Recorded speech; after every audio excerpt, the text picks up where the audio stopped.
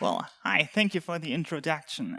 It's really been an honor being at TED, and also it's really terrifying to stand in the spotlight.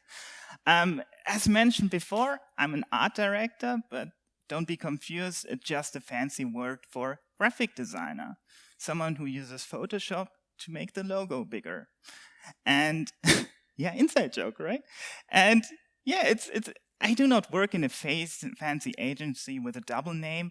Instead, I work mostly exclusively in Microsoft PowerPoint and make presentations look nicer. And usually this is the moment where people stare at me and think, oh my God, that's like the designer's death penalty. He must be so bad that PowerPoint was the only remaining tool he's able to work with. But I think it's fun. Also, I believe my topic is fun. And fun can actually save lives, as you can see later in my presentation. But if you grew up in Germany like me, you might think that being a nerd is a bad thing. And there's a reason for that. And for that, we have to rewind back to the year 2009. Because in 2009, TV history was made. The Big Bang Theory, everyone saw that, probably. Not only it celebrated nerd culture, but it was also the first show in German television that did not translate the term nerd. Before that, in every other show or movie, nerd was translated, like in Scrubs. So John Dorian was always referred as a nerd in the show, and they translated it in something like that. And like the meanest and roughest German insult, I won't even pronounce it here. And for the other guys for you, translated, it means something like that. But you can see that the translator thought, well, being a nerd must be really, really bad, yeah? But he's wrong, because being a nerd is not a good or a bad thing, it's just a way of life. But for me personally, a nerd fits in at least one of these three categories. And that is special interest. Like if you're collecting stamps or something, but not the usual way, like the very, very unhealthy and obsessive way where you have to have everything like every Pokemon, okay? The next one is the most common one. So if you're like a fan of something, for example, Game of Thrones, unless, of course, the final season, very important, yeah? And humor. So humor is really important. Not necessarily being humorous, but enjoying a humorous conversation, like on Reddit, Discord, or the early days of 9gag. And I'm going to prove it to you. And I brought 3 real-life examples of nerds with me who actually are saving the world right now. And the first one does not need a big introduction. That's Bill Gates. You might know him as one of the founders of Microsoft, and not being Steve Jobs. And but lately you might heard of him because of his vaccination commitments. And here's the thing, he's really being hated for that by the far right, which is so ironic. They chose to hate him for trying to make the world healthier, but they did not hate him for Windows Vista and the Internet Explorer, both. That tells you everything about their intellect. So, but what you might not have known about Bill Gates is that he's a bookworm. He reads over 50 books in a year.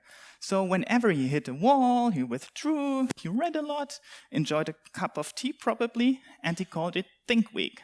Or in Bill Gates' words, CPU time. Because the brain is nothing but a CPU, books and data are code, so if you have a problem, you need to absorb all the information, gather everything, trying to understand it like a language, and then you can fix the problem like a bug in a line of code. And it all came into place when he retired at Microsoft, and he started to work with the Melissa and Bill Gates Foundation. And that was the fight against polio. You have to understand, in the early 80s, we still had over 400,000 cases yearly worldwide.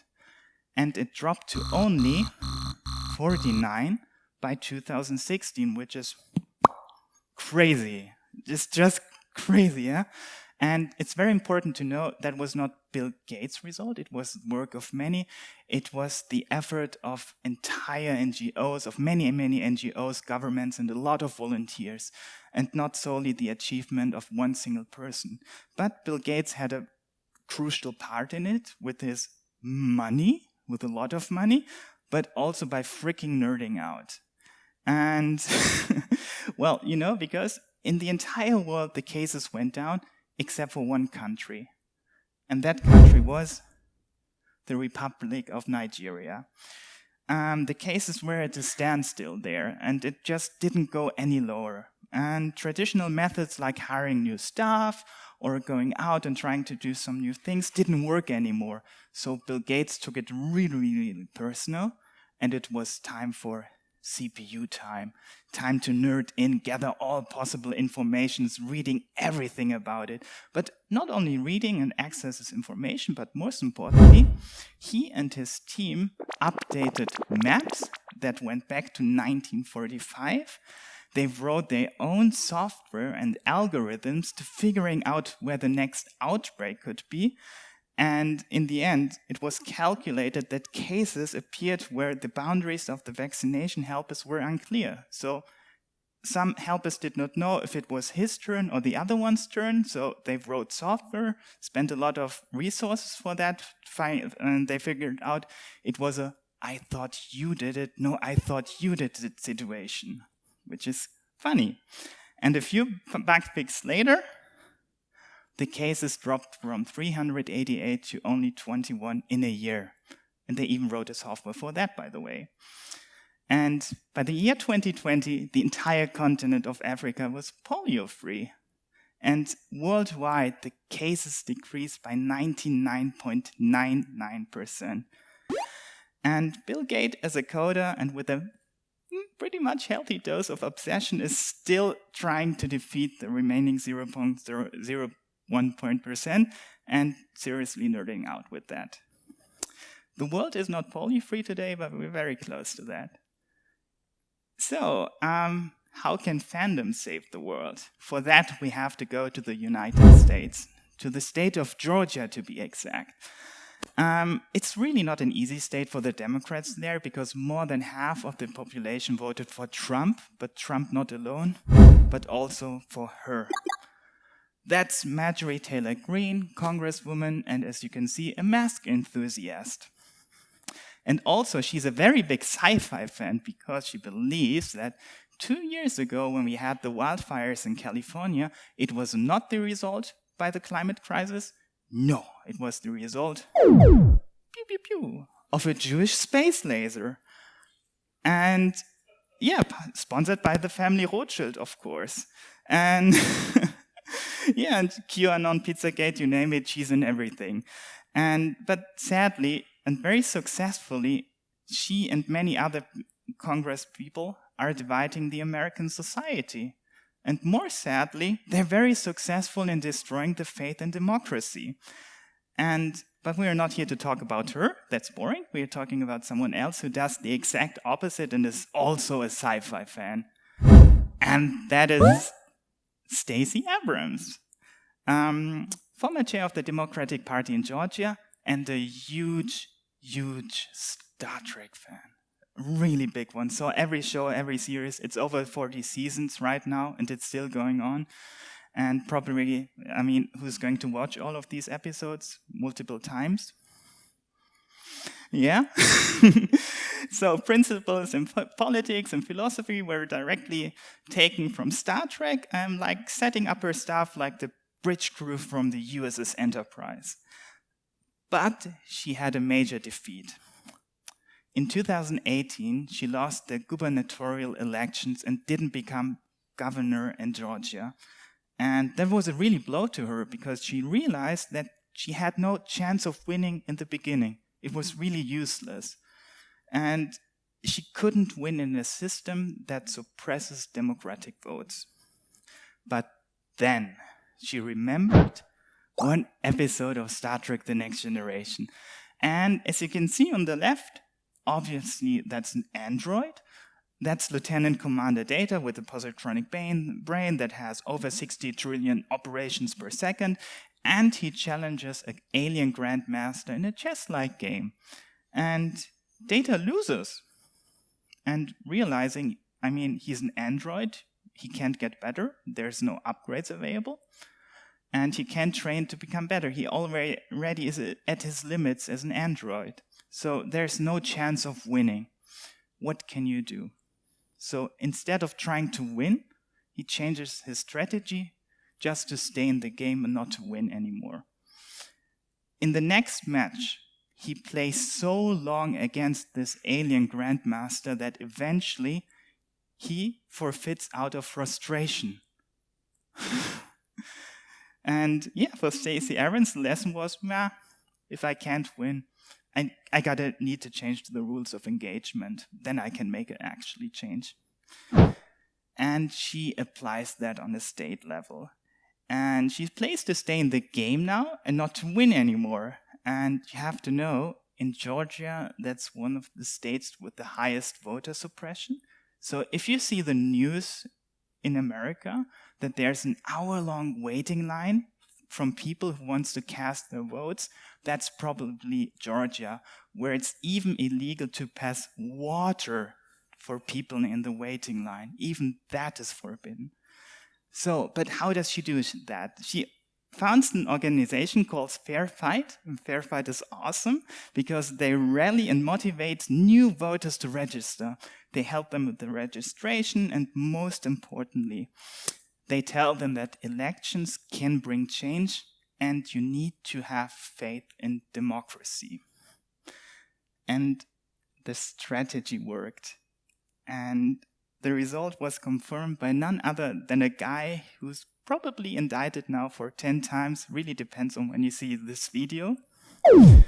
Because in the 2020 presidential election, when Biden won, Georgia flipped after almost 30 years for the first time to the Democrats.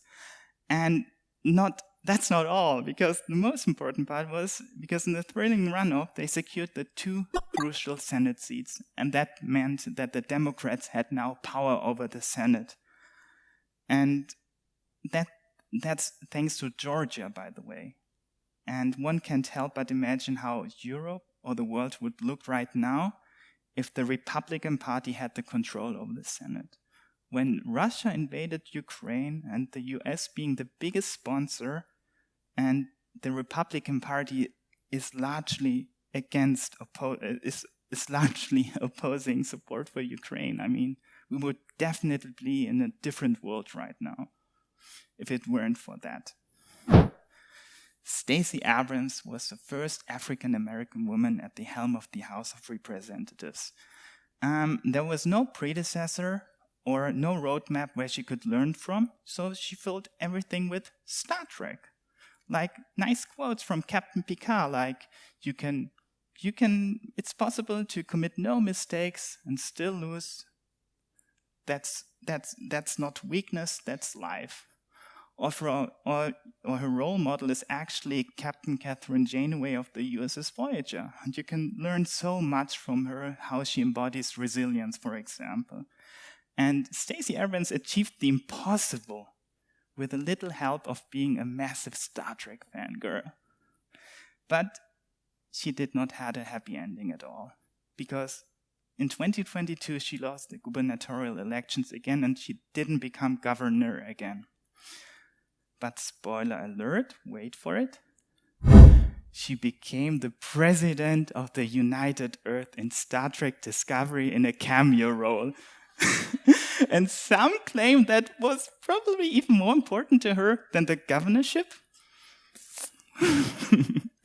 We have to ask her. But speaking of Star Trek, which politician ends every interview and conference with the Vulcan salute? That is Audrey Tang, Taiwan's first post-gender digital minister. And seriously, she has a nerd resume with gold stars. She was able to code with 8 years. With 14, she dropped out of school due to lack of challenge. And with 19, she already held different positions at Silicon Valley, including Apple, where she worked for only 1 Bitcoin an hour, which was back then $300, but now it's actually, I checked today, it's now over 33,000. And then she retired with 33 just to save democracy in Taiwan. And she did that as a member of the Sunflower Movement. And the movement is advocating democracy and transparency in Taiwan and is against a trade agreement with China. And they were really, really successful because only 2 years later she became the youngest minister in Taiwan. And as a digital minister, she has a really tough job because no country in the world faces more cyber attacks and disinformation campaigns like Taiwan. It's roughly about 20 million a day. I know it tells you nothing, but just in comparison, Germany has 50 million in a year. So Taiwan has more attacks in a day than Germany in an entire year, and they're successful by defending themselves. And that's the crazy part. But the biggest challenge was the COVID-19 pandemic. And Audrey chose a very unique way to oppose it. Taiwan had 3 principles to fight COVID-19. Fast, fair, and fun. Boom. So, fast. On January 1st, Taiwan was one of the first countries that had travel restrictions when the rumors came up. So not the actual thing, but the rumors alone. When a small boy was bullied in school by wearing a pink medical mask, what did the entire government do? On the next day in the press conference, the entire health ministry were also wearing pink medical masks. So, fear. Around 99.9% of all citizens and residents in Taiwan had access to the national healthcare system, and that for free. And also fast digitization and so on and so on. But I want to talk about fun with you because that's incredible. Because what was their main strategy against all these COVID misinformation? Humor over rumor. So we need to make fun of them. No matter how cruel they are, we need to be more funny than them. And it actually works because Taiwan faced the same challenge like every other country. What happened at the start of the pandemic? We were running out of toilet paper. Yeah, and Taiwan had the same thing because there was this rumor, guys, we need all the paper for medical masks. We soon do not have any toilet paper anymore. And people were starting hoarding toilet paper. And what was Taiwan's reaction? This infographic, which went viral. And that guy is none other than Taiwan's prime minister. And that infographic says, guys, the paper for the toilet paper comes from South Africa. And the paper for the mask comes from Taiwan. Do not worry. We only have 1 pair of buttocks. Just chill. And it went viral. And people loved sharing this post because it was funny. And people loved sharing funny posts more than toxic ones. And that was not the end of this. That was the official spokesdog for the Taiwanese government. And it says something like, hey guys, you need to have at least 3 Shiba Inus distance when you're indoors. And don't worry, it's only 2 Shiba Inus when you're outside. And that's their official account. But can anyone does it any better? I guess Germany can, right? Yes. This 60 million euro campaign, that kind of looked like a restroom coupon. And it went viral in the opposite direction. I mean, it was funny, but not fun. And the creative team didn't look like that. It definitely looked like them. I would bet my life on it. So Audrey knew that the best answer against disinformation is humor. And she said something very beautiful about it. And that is, when the majority of the population have this exposure and this inoculation, this builds nerd immunity, not herd, nerd immunity. Get it? So, lastly, everyone can be a nerd. And these 3 nerds, they might not have saved the world, but they changed it with the nerd qualities. So it's really important to embrace your inner nerd. It's important for everyone else. Please work with nerds, like them. And one pro tip from a presentation designer at the end. always end your talk with a smart quote. It will make you look cooler. And my quote is from someone who was not successful at a Lords of the Ring casting. And that's Jacinda Ardern, former Prime Minister of New Zealand. And she said, "You can be a nerd, a crier, and a hugger, and still be a leader." Thank you, and live long and prosper, everyone.